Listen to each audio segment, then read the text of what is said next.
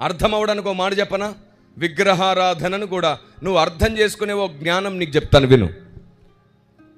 మీరెప్పుడైనా మీ పిల్లలకు బొమ్మలు కొనిపెట్టారా? ముఖ్యంగా మీ ఆడపిల్లలకు బొమ్మలు కొనిపెట్టారా? హలో, ఇప్పుడే ఏం చెప్పాను? అవునైతే తల.